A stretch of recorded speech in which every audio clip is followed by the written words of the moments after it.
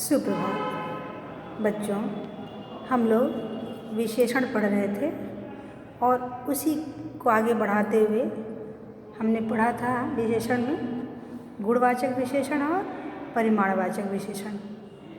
अब आज हम पढ़ेंगे संख्यावाचक विशेषण, संख्यावाचक विशेषण और सर्वनामिक विशेषण। संख्यावाचक विशेषण किसे कहते हैं? तो जिस विशेषण से संज्ञा या सर्वनाम की संख्या का ज्ञान हो उसे संख्यावाचक विशेषण कहते हैं। संख्या माने क्या? 2, 4, 5 इस तरह से ये संख्या होते हैं। और संख्यावाचक विशेषण के भी दो भेद होते हैं, एक निश्चित संख्यावाचक विशेषण और एक अनिश्चित संख्यावाचक विशेषण। निश्चित संख्यावाचक विशेषण में 2, 4, 10 आदि होते हैं और अनिश्चित वाचक संख्यावाचक विशेषण में जिस विशेषण से किसी निश्चित संख्या का बोध नहीं होता है उसे हम अनिश्चित संख्यावाचक विशेषण कहते हैं, जैसे कुछ, थोड़ा, बहुत आदि।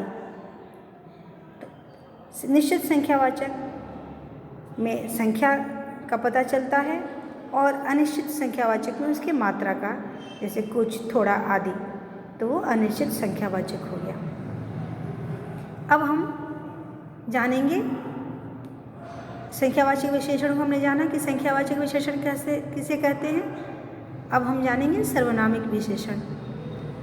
जिस सर्वनाम का प्रयोग विशेषण के रूप में होता है, सर्वनाम का प्रयोग, उसे सर्वनामिक विशेषण कहते हैं। जैसे यह, वह, तुम्हारी, ये सब जो है सर्वनामिक विशेषण के शब्द हैं। सर्वनामिक विशेषण को संज्ञा के, सर्वनाम के विशेषण के रूप में प्रयोग होता है। सर्वनाम का प्रयोग विशेषण के रूप में होता है। अब हम एक बात और जानेंगे कि संख्यावाचक विशेषण और परिमाणवाचक विशेषण में क्या अंतर है। तो इस बात को आप ध्यान से सुनेंगे। संख्यावाचक विशेषण में आज कक्षा में 5 बच्चे अनुपस्थित हैं। कुछ पुस्तकें मेज पर रखी हैं, मेरे पास बहुत खिलौने हैं। परिमाणवाचक का उदाहरण सुनिए कि मेरे पास 5 मीटर कपड़ा है, गाड़ी में कुछ लीटर पेट्रोल डलवा दो, कल बहुत पानी बरसा। ये परिमाणवाचक विशेषण का उदाहरण है।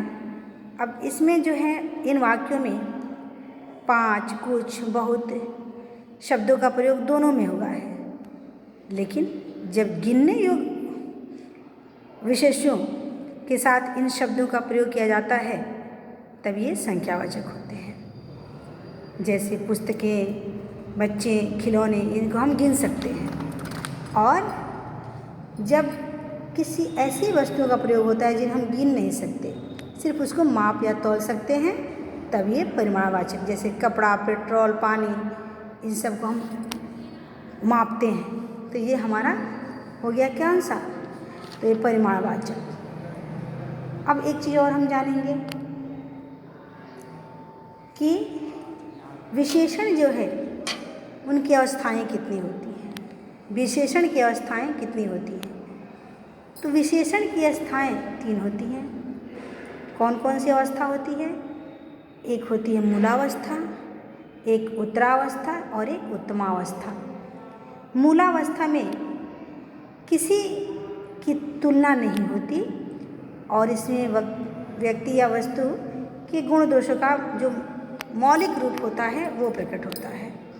जैसे राम एक अच्छा लड़का है, मोहन एक कमज़ोर छात्र है, तो इसमें किसी से किसी की तुलना नहीं हो रही है। और उत्तरावस्था, इस अवस्था में गुण दोष के आधार पर 2 की तुलना की जाती है और एक को दूसरे की अपेक्षा अधिक या कम बताया जाता है। इसका उदाहरण देखो, नेहा अंशु से मोटी है। किससे मोटी है? अंशु से। 2 आदमी का तुलना हो रहा है ना। सुधा श्वेता से लंबी है, तो सुधा किससे लंबी है? श्वेता से। यानी इसमें जो है 2 की तुलना की जाती है। और अब हमारा आएगा उत्तमावस्था।